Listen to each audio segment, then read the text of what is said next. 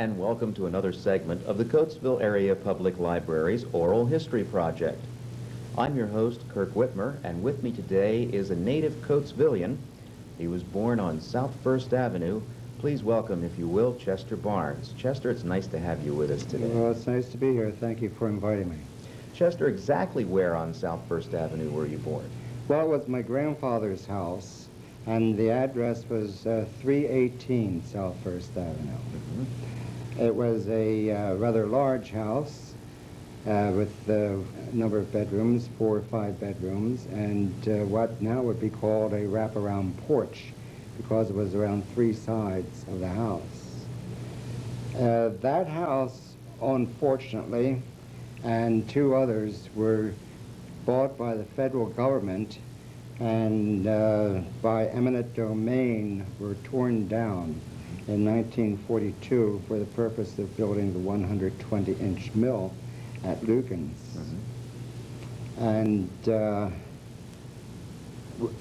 besides my grandfather's house, on the left of it was the Kowalski residence and a grocery store. And in later years, that grocery store became a tap room. And to the right of my grandfather's house was the Reedman residence. And the Reedmans also had a scrapyard on their property. And that scrapyard would have been approximately where Walnut Street meets First Avenue today. Mm-hmm. But there's no evidence of anything being there at all. Chester, if I can, let me back you up just a little bit. You were born in 1930. That's correct. And I'm wondering, I know you were just a young fellow during the Depression, but do you have any memories of what it was like to live through the Depression that you can share with us? Well, actually, the Depression had little effect on us because my father and an uncle who also lived in the same house both had steady jobs at the local steel plant, Lukens. So I really have no stories to tell except those that I've heard from other people. One thing, my family, past and present, always enjoyed decorating for Christmas. And during the Depression, my father, uncle, and grandfather would tie dollar bills to the ends of the branches of our Christmas tree, which was decorated and in the parlor of the house. And the neighborhood children were invited in to see the tree, and each one was invited to take a dollar bill off the tree and take home with them. Oh, wonderful. Wonderful. But it sounds like it's important for us to note, I think, that the Depression was not a depression for everyone. No, that's right. Because, well, I have 2 older sisters, and they had no hardships either. Mm-hmm. Although some of their friends did. So that's the only thing I have about the Depression, really. Okay. Going back then to the war years. The Second World War? When we had a new rolling mill on First Avenue there. Yes. Well, let's see, going back before that, my grandfather worked at Lukens, my father worked at Lukens, and I worked at Lukens. I'm retired now, several years. And my grandfather was a heater, my father was a heater and a foreman heater. I was in electronics. My grandfather was quite active in the town, belonging to several organizations, so I understand. And he was very well liked. And I remember one thing, I don't know the years, but I do remember as a small child, the men and the friends would meet in the cellar on First Avenue, and they had their homemade beer. Uh-oh.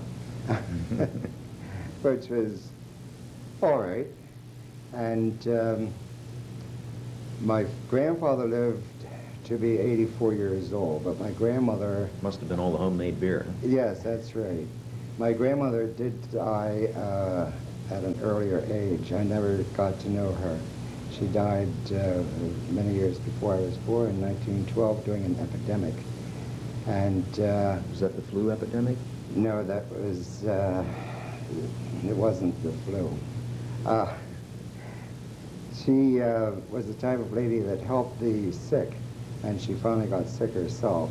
And this is written out in a diary of one of my uncles that I've read about how she was helping the different people and then became ill and fell over in the kitchen and taken to the hospital, which was up on Stewart Avenue.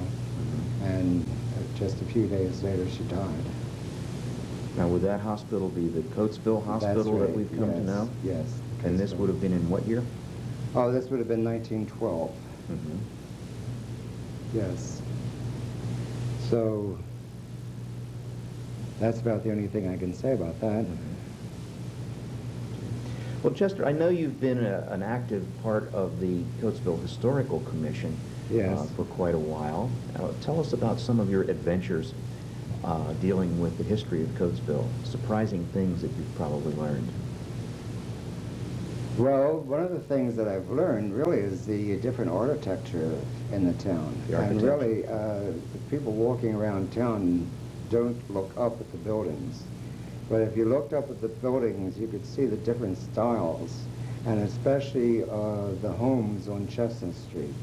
Some of them are really nice with the different architect, the gingerbread work they have, and so forth in different styles, because you can see quite a number of styles. Italian influence and very Victorian houses and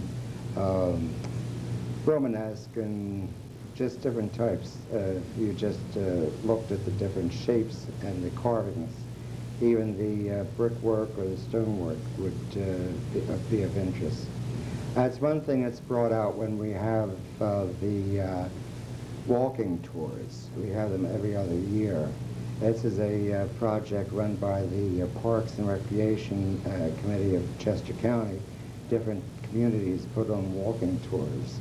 And during that way, the guides take a small group of people around, point out the different architecture. That's really interesting. That was one of the things that actually was brought out to me since I've been on the historical commission. Other things is just finding some small bits of information. And fortunately, I've been able to add something myself, so it's been satisfying. Chester, the downtown architecture in Coatesville is very interesting, too. We've had a recent major renovation at the Mast Building. What information can you give me about the history of that structure? Well, as far as the history goes, probably not too much, but I remember going in there when it was a department store.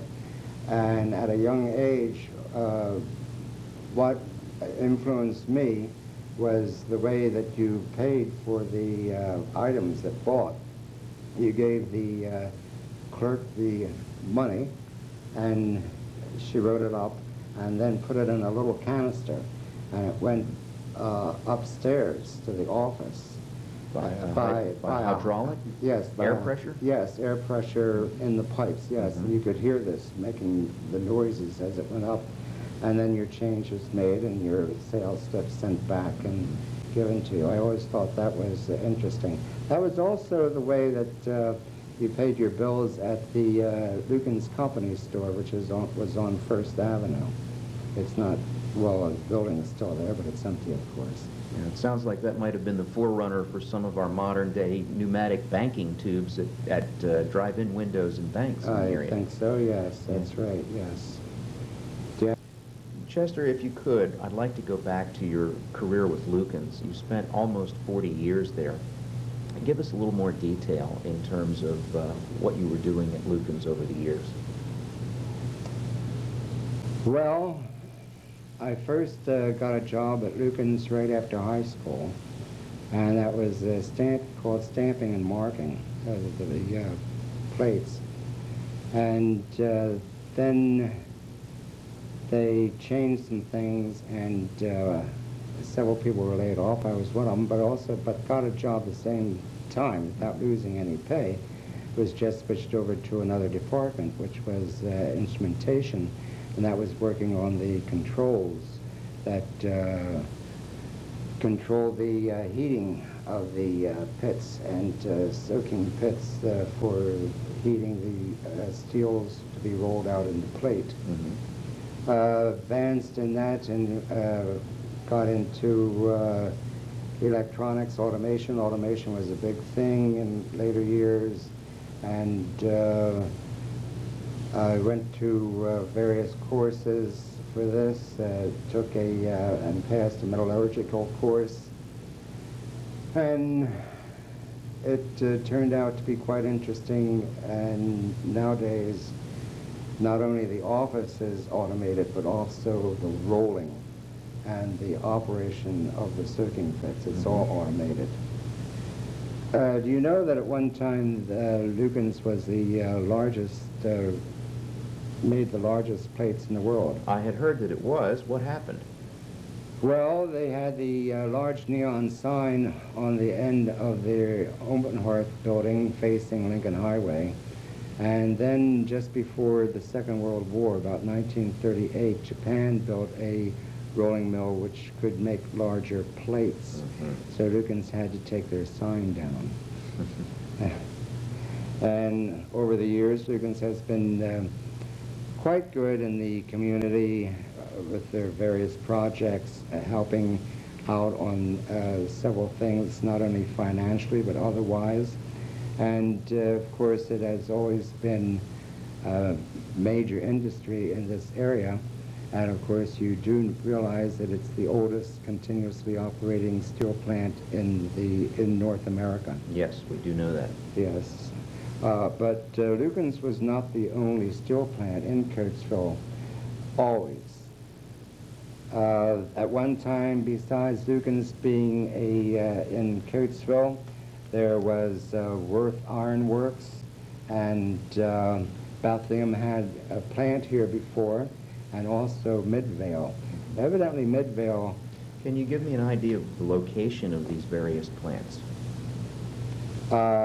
Midvale was in South Coatesville,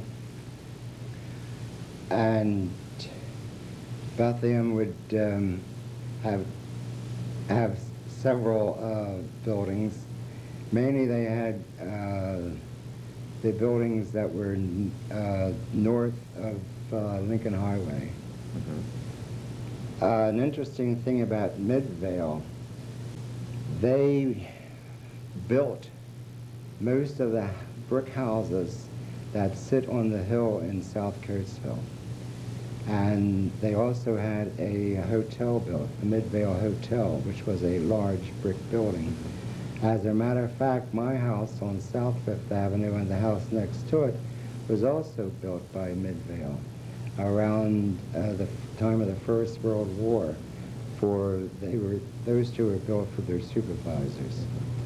And when Midvale moved out of town, they sold everything to Bethlehem Steel, both their plant operations and the houses they had real built. estate. Yes. Bethlehem set up a Bethlehem Realty to take care of the residential properties. And this would have been approximately when? This would have been in the early 20s. And then Bethlehem decided to move out of Coatesville. That's when they went to Sparrows Point, Maryland. And the Bethlehem Realty sold the houses individually to people. Yes. And I went to the courthouse and found the history of my house. My house was sold from Bethlehem, was sold to a gentleman by the name of Shook. And then when he sold it, the Brennite Breath organization bought it, and the rabbi lived there for several years. And then it was sold to a widow lady that only lived there 1 year, and she sold it to Tim Slack and his wife Louise, and Tim became the state representative from this area. And I bought the house in 1980 from Tim's widow, Louise. Chester, what other industries could be found in Coatesville besides steel? Well, there was the tube mill. There was let me see, a boiler works. And they made boilers for ships and other industries. Can you tell us where they were located? This was located just north of Coatesville, in the Rock Run area. Mm-hmm. And also, of course, you have to mention the silk mill, which was on Strode Avenue, a large building. Evidently, the silk mill changed hands a couple of times because I've heard it called several different names, Harrison being the last people that owned it. And the silk mill finally went out of business, and it became the Lucan's office, the Strode Avenue office.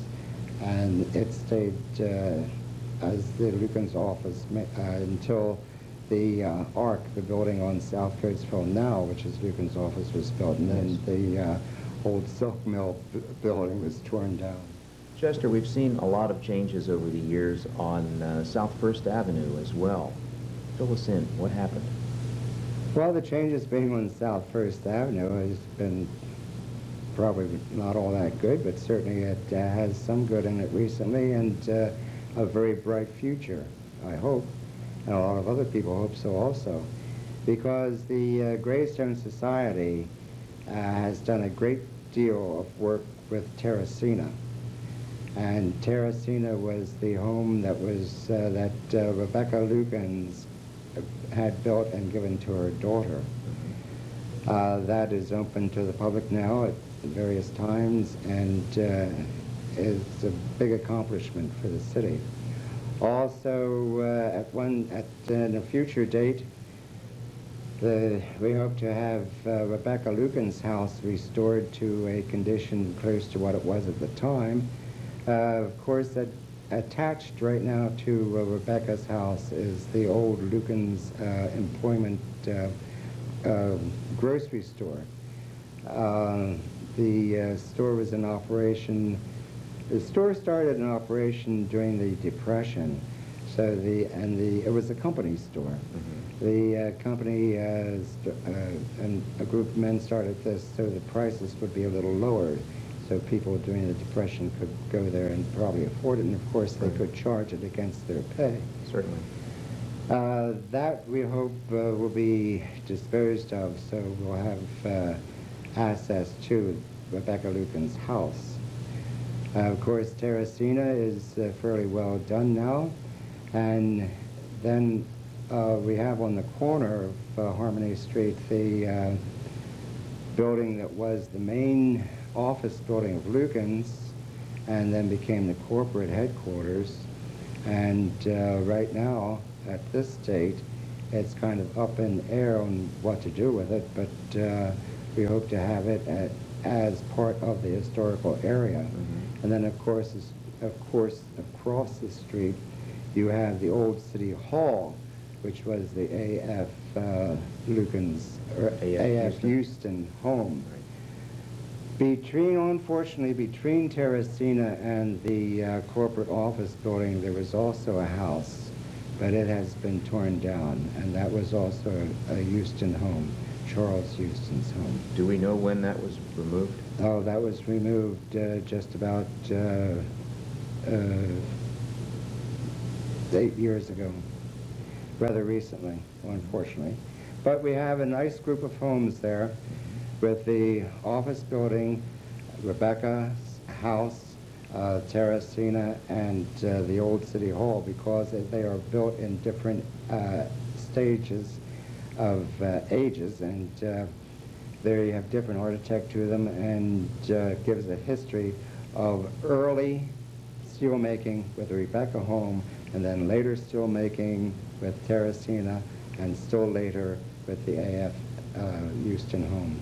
So it's a good set out as far as steel history goes, and the residences of the presidents or officers of the companies. The elite of the company. That's right. Yes. Chester, as a point of curiosity, across Harmony Street from the former corporate headquarters, we had a building that once housed Devitt's Hardware. Was that always a hardware store?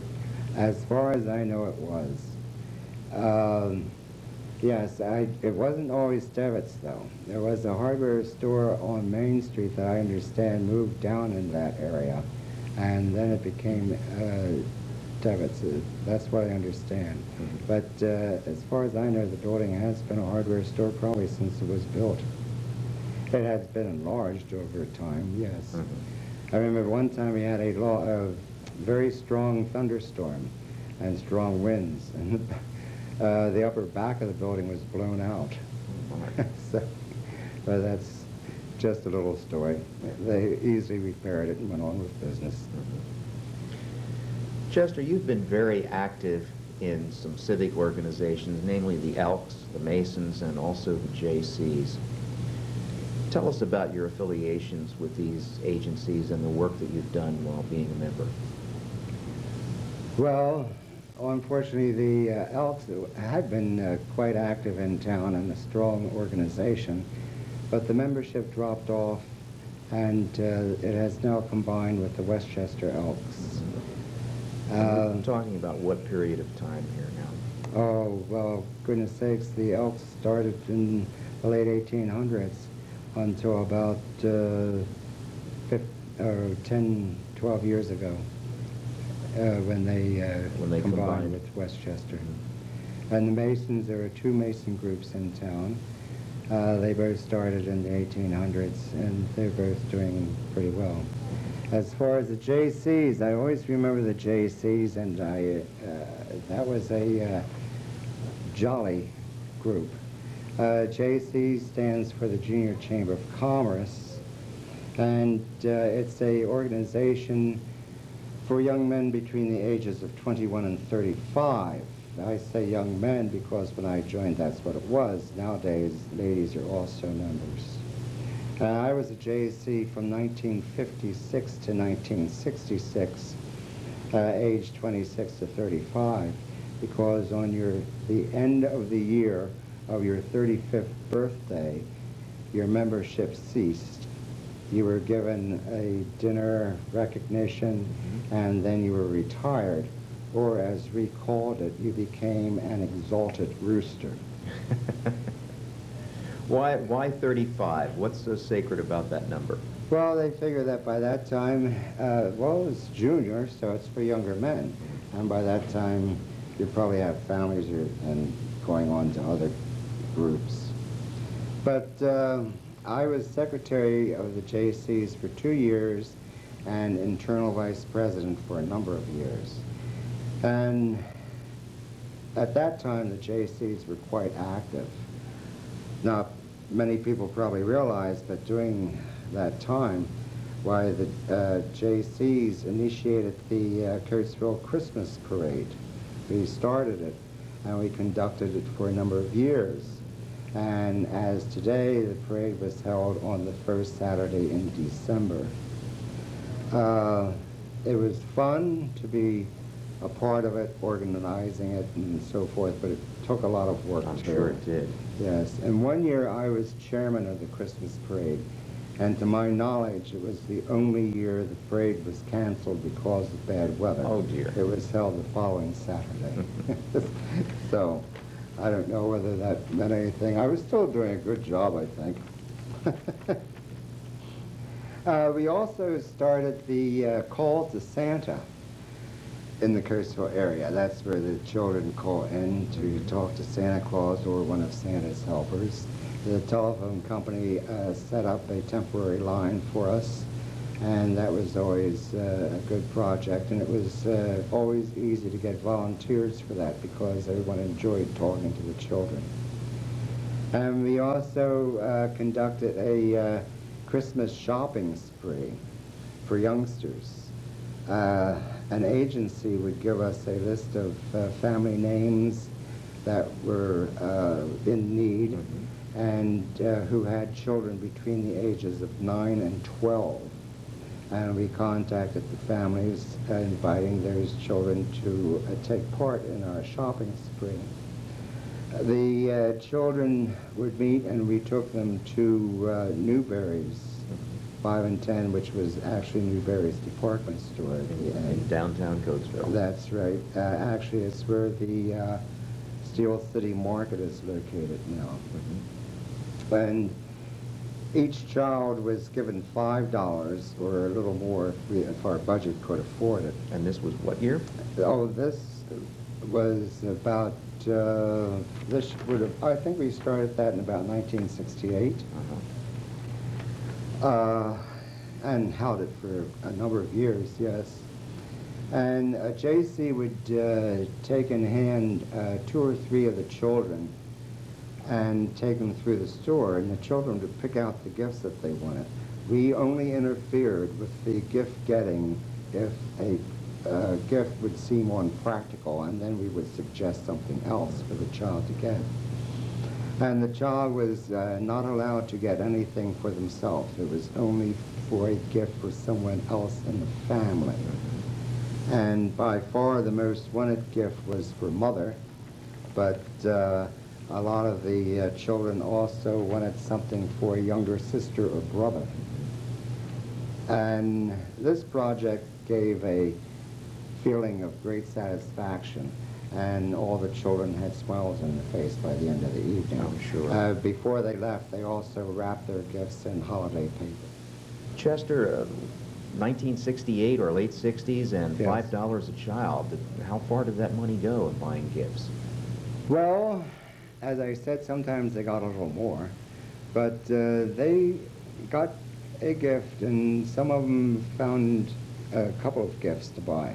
Of course, I will have to say that many a JC put his hand in his own pocket to help pay the difference between what the child had and what the total cost came to, which there was no complaint about doing that, though. Also, we started the all-night graduation party for the graduates of Coatesville High School. Oh, good idea. And we What ran year was that several years also. After the graduates, at their senior prom, which would be held at the Scott High Right. Gymnasium, the participating graduates and their guests would come to the LGM, where we had our all-night party. We had written parents' permission for these children to attend. And they came in and they stayed until dawn, dancing to recorded music. And the party was over. Before the party was finished, by a breakfast was served to them. This is the LGM at Chester and Harmony? And Harmony, Yeah. Pennsylvania Avenue. Chester Avenue. Yes, that's correct.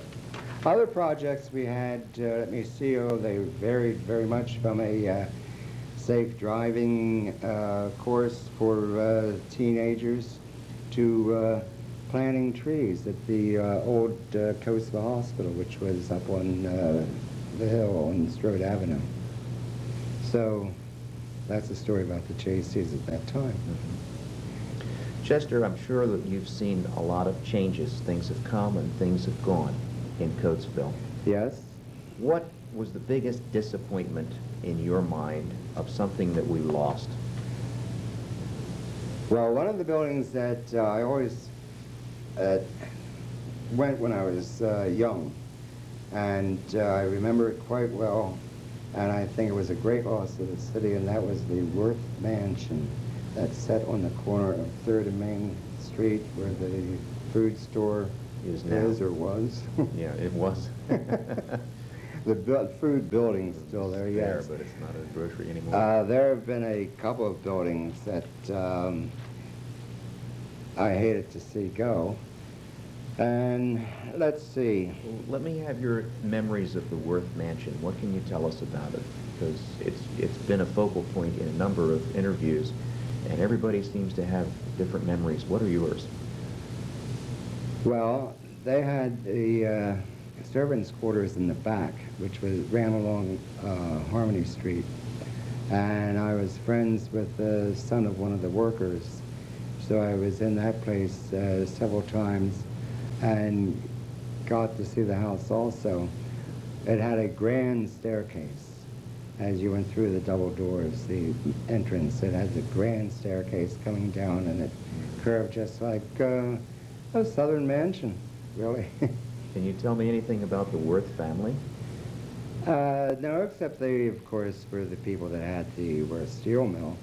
There was a brother also, which had the house on Chestnut Street, and that is Wentz Funeral Home. They seem to be a well-liked family and active, interested in the community. Chester, there have been a number of churches in the city of Coatesville. What are your impressions? I know you have brought some pictures with us today, and tell us what you know about these churches. Well, there are a number of churches in town, and surprisingly enough, when someone comes to visit the area that doesn't know the town, and they see several churches, and then I tell them about the different denominations and name the churches off, and they're always surprised that there are so many churches in a town this size. What makes this town and its churches a little unique is because back in the days, we had a lot of immigrants come in with the different ethnic groups, and that's why we have such nice, lovely churches. The Polish church, well, St. Stanislaus, St. Joe's, the Slovak church, the Ukrainian church, the Russian church, and they're beautiful inside, too. They each have their own little way of decorating. And I'm glad to see that these churches are surviving. Some of them, I understand, the little Hungarian church over on Hope Avenue and Charles Street, or Madison Street, I understand the congregation's number is getting small, and I hate to see that get any smaller where they would have to give up. Also, a lot of these churches had bazaars where they would have homemade products and baked goods and food, and I always enjoyed going to them. I kind of get the impression, Chester, that the reason that these churches have survived all these years is that we in Coatesville as a community have a tendency to do what I would call recycle our churches. If a congregation outgrows its church, it will move on to another one, but a new congregation will move into the church that has just been vacated. What are your thoughts about that? That's happened, yes, quite a bit here in town recently. Yes. The Baptist Church at 5th and Lincoln Highway, that has been taken over by another group because they moved up to the Wagontown area. That's an interesting story there, too. Before it was located at 5th and Lincoln Highway. Right. It was located at 3rd Avenue and Main Street in a building. They bought that building, which had been a school, and it was vacant at the time. And they bought it, but I'm not sure what year. But they had their church at that building until they decided to build and open the church at 5th and Lincoln Highway. Now at 3rd and Lincoln Highway, 3rd and Lincoln, what is there now? the laundry. Laundromat. Yes. When the Baptists moved out of that church, it became the Coatesville Trust Company. And the trust company went broke during the Depression. There had been a tower on the building when the church had it, and when the trust company took over, they took the tower down. In the tower was a clock. The clock was moved across the street to the then Coatesville National Bank, which is now the Steel City Apartments, and it is known as the town clock. When it was dedicated, it was the people's clock, for the people. I find that rather interesting. I think it's interesting. Not only do we recycle our churches, we recycle our clocks, too. That's right. Another church that I'm glad to see staying in town is the old Presbyterian Church, which is now the Bible Fellowship, but the church was in dire need of repair, and they are working on that, and I'm glad to see that the building is staying instead of being torn down. And being refurbished, yes. Yes. A lot of other churches are interesting. You have there were 2 Lutheran churches in town at one time. They united, but the Lutheran, both of them, and when they united, they built the present church up on 17th Avenue. but both of the old Lutheran churches are still being used by other congregations, which is very fine. And also the same thing happened with the Holy Rosary when they moved from up around Black Horse Hill out to 17th Avenue. That old church was taken over by another congregation. Mm-hmm. So yes, it is nice, and like you say, they're being recycled, Yes. something like that. But it's good to see that the old buildings are staying, and they're good buildings, so it's nice to see that another congregation is taking them over. Well, of course, churches have been around, but some of our schools have changed over. What are your thoughts regarding the history of schools in Coatesville and the architecture that we've lost?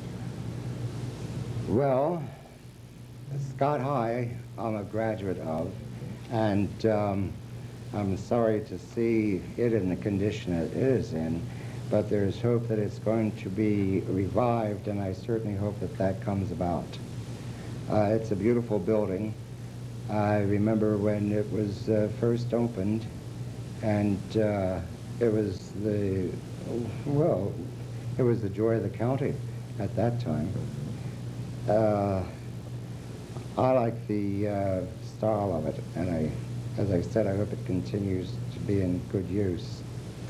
I find it quite interesting that the Coatesville High School that was sitting on Main Street, when Scott High was built, the high school became a junior high school. Yes. And then when the school campus was built in Callan, the junior high school became an elementary school. Mm-hmm. I feel kind of sorry for the building. It was a high school, got demoted to junior, and now it's demoted to elementary. Not demoted, recycled. Recycled, all right.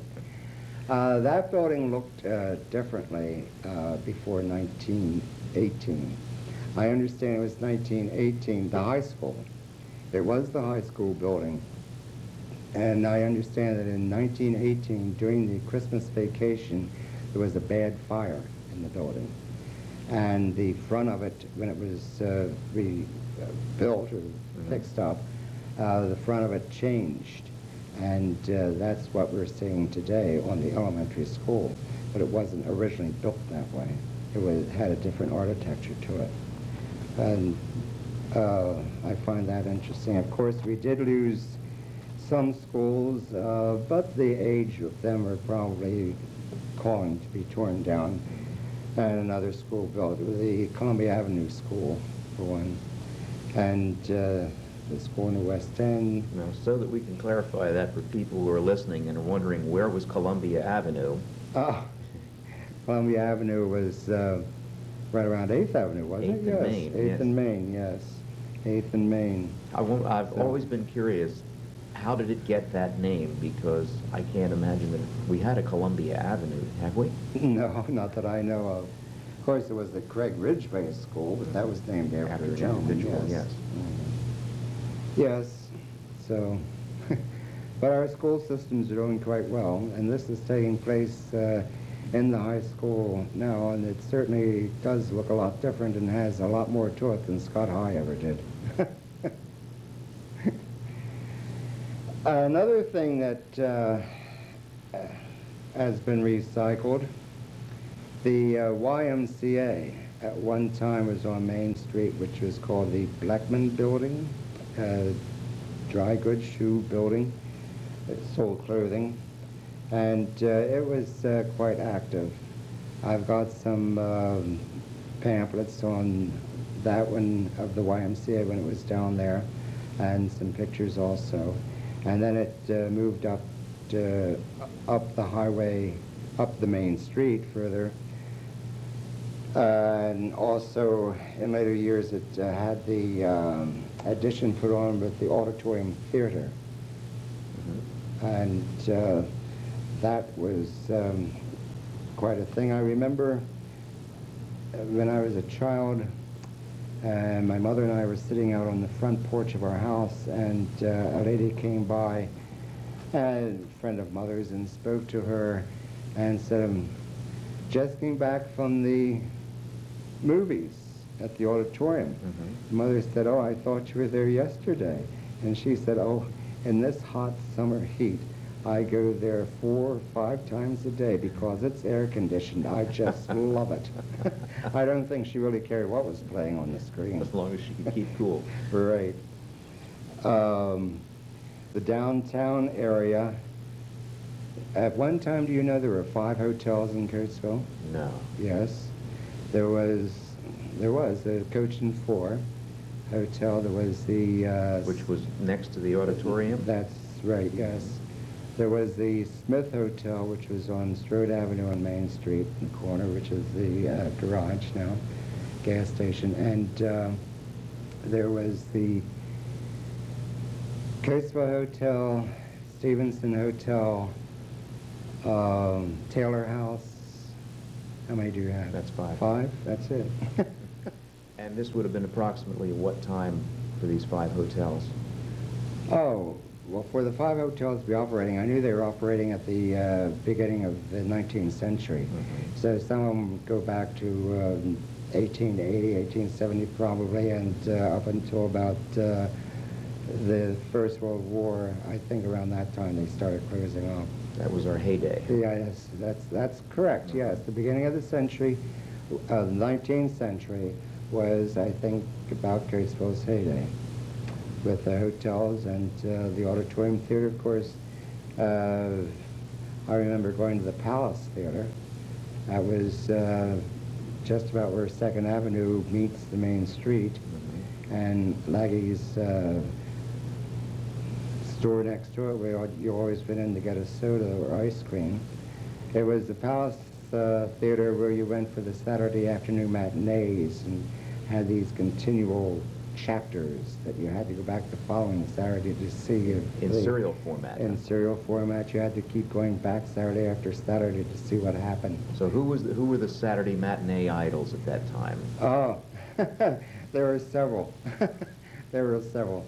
I didn't really have any idols. I just wanted to see what happened. Mm-hmm. I was more interested in the action than the acting. What series can you recall?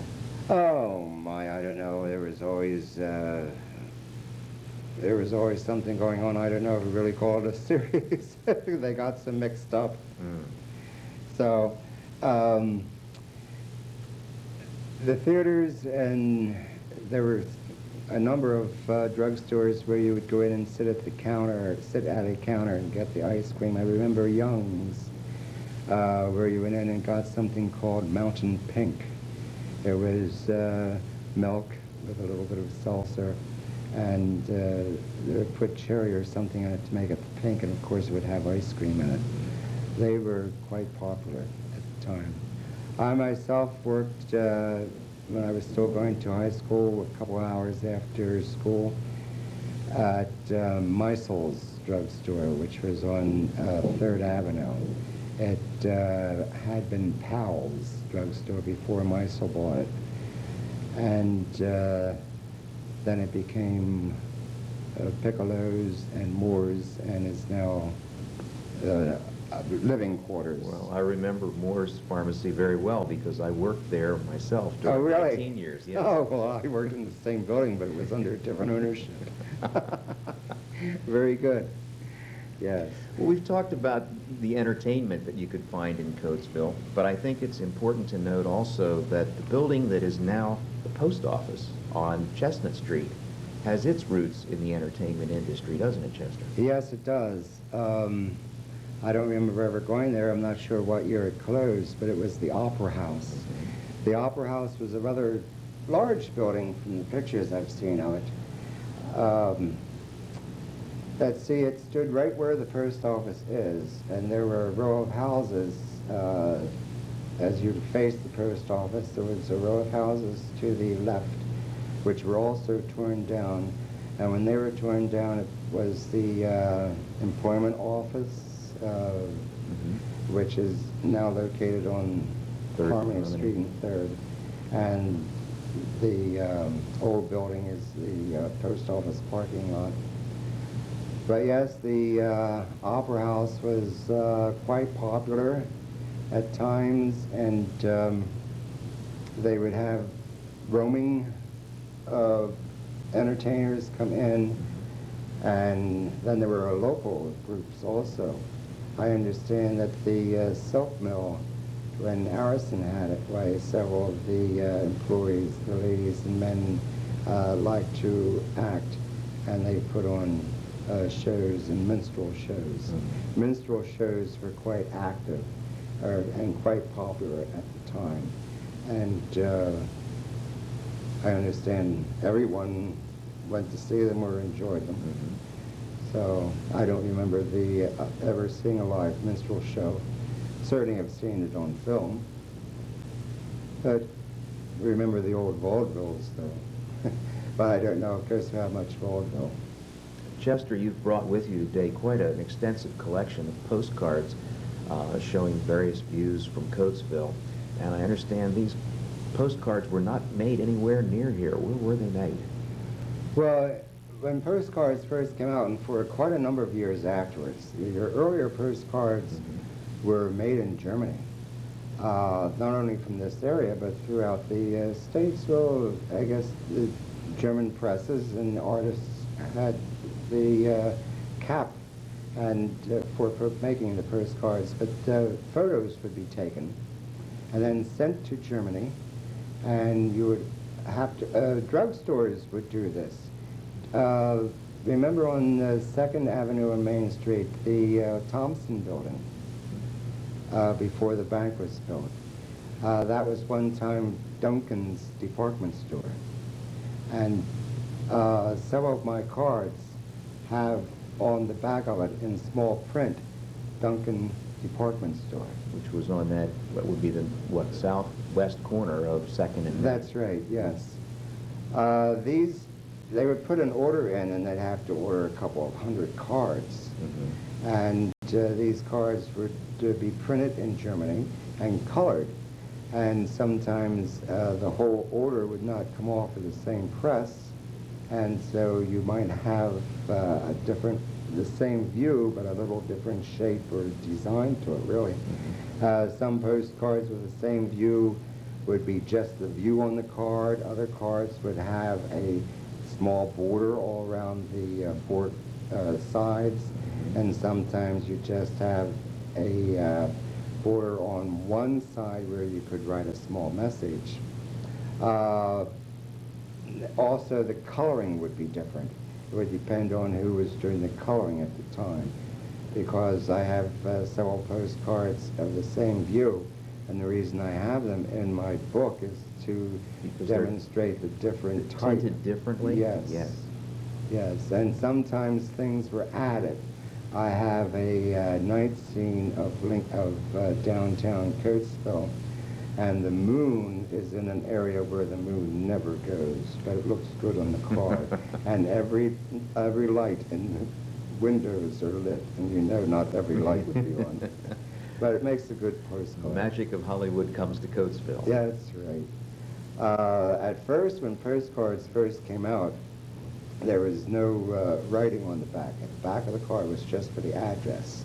And that's why a lot of cards had the wide border down one side, so you could just write a small sentence or two in your name. Mm-hmm. And then it was, then they decided to divide the back of the card where you could put a message on one half and the address on the other half.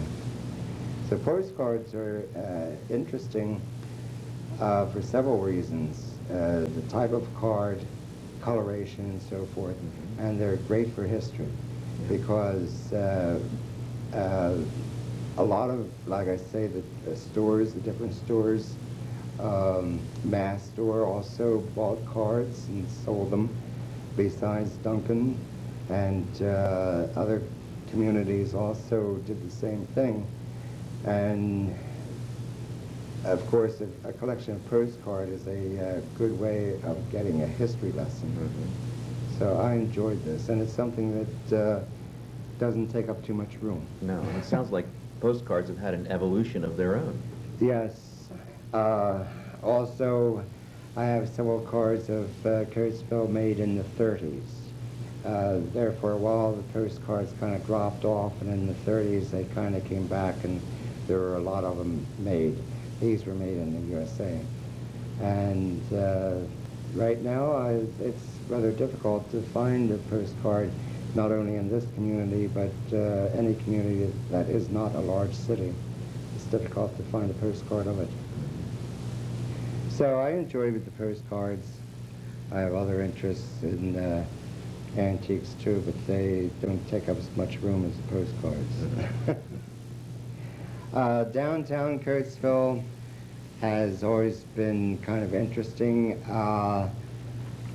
One interesting thing I find is at one time the stores were open on Saturday till 9 p.m. And this was a social event for some people. Several people did the same thing. For example, an aunt of mine, it was my father's brother's wife, would send my uncle uptown with a car, would make him drive uptown late afternoon so he could get a prime parking space. Then he would walk back home. Oh, they would have their dinner, then walk uptown, sit in the car, and watch the people go by and talk to whoever they wanted to. But several people did this, I understand. And it was probably as much to be seen as to see, right? That's right. Mm-hmm. Yes, I guess so. I found that interesting. What period of time are we referring to there? Oh, this was, it would be in the late teens, early 20s. Mm-hmm. We've seen a lot of changes in the downtown area. Not all of them for the good, but of course there's always hope for it to come back. Another strange thing that happened, well, not really in the family, my aunt, my mother's sister, married the son of a German immigrant. And his father, my uncle's father, came from Germany as a young man. His name was Bobby Bernal, B-E-R-N-A-U. And he came over before the First World War and married here. But anyway, when the United States declared war on Germany in 1914, he put the German flag out, flew the German flag out of his third floor window, and he was living on Maple Avenue in half of a double. Of course, the neighbors called the police, and the police came and made him take it down. Of course, my aunt wasn't married to him, my uncle at the time, but my uncle said he doesn't know why his father did that, because he was pro-American. He was American. It was just a whim, I guess, to put the flag out. But what They didn't have it reaction out. it caused. Yes, and it wasn't out too long.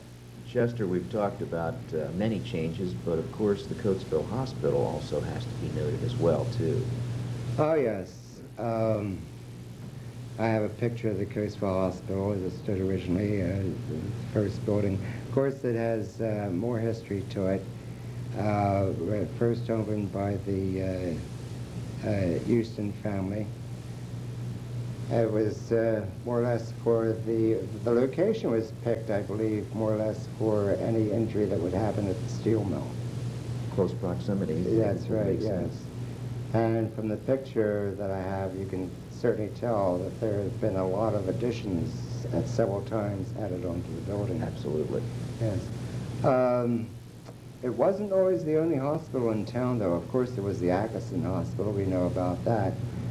But my aunt, the same aunt that married the German fellow that I just told you about, she was on the trolley. You know that the trolleys ran through town. At one time, there were several trolleys. I've heard that there are a number. Oh, there was a number, yes. And she was on a trolley from Downingtown, got off at 3rd Avenue and Lincoln Highway in Coatesville. And of course, in those days, and it was winter time, so you had, besides the long dresses, you had the long coats. And her coat caught in the doors. It was closing when she stepped off. And the trolley started to move and knocked her down. And people on the trolley saw this and yelled to stop. She wasn't seriously hurt, but she was taken to a hospital, and it was on Olive Street in the east end of town, and I don't know any history about that, and I'd like to find out about it. But I do understand that there was a hospital on Olive Street in the east end of town, around 11th or 12th Avenue. So I'd like to find out more about that. Chester, you've given us quite a number of glimpses of Coatesville today, and in fact, you've brought a little book of postcards along with you that's entitled Glimpses of Coatesville. What can you tell us about that? Yes, I do have a little book with glimpses of Coatesville. This is it, and inside you had several pictures of the town.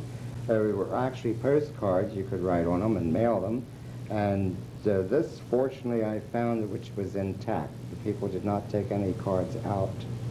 So it gives a good history. And several communities had this. Someone wrote on this that the population of Coatesville in 1920 was 14,515. That's a little more than what we have now. But who knows? Maybe sometime we'll surpass this 1,400 and maybe even double it. We'll wait and see. Well, speaking of the future and what it might hold for us, we've come a long way in our discussion here today from the history of Coatesville and up to the present time. What do you see in our future? Well, I think that the leadership that we have now has some foresight. And I'd like to see some of the things that's talked about to go. I'd like to see them accomplished. Maybe not all of them are good, but I do think that there's more in the making right now than there has been for a couple of decades in this town. I think that the Greystone Society is well on its way to becoming much more than what it is. And I hope that there is a way to find the monies to finish the project on First Avenue, because it would also attract a lot of people from out of town to come in and see what we have done if the project is finished, and I believe it will be. I am sorry to have seen Coatesville go down, but it certainly has in my lifetime. And I hope to stick around to see it come back up and even possibly surpass what it was at the earlier part of the century. Well, I'm sure we certainly hope for the best, but I'm also sure that we're very glad to have had you as a participant in our oral history project, Chester Barnes. So I thank you for being with us today. Well, thank you. I enjoyed being here, and I hope you found it interesting, and I hope that anyone that listens will find it interesting. I'm sure they will. And there are some things that I want to find out more about, and if I was able to give any information to anyone, I'm glad to have done it. Thank you.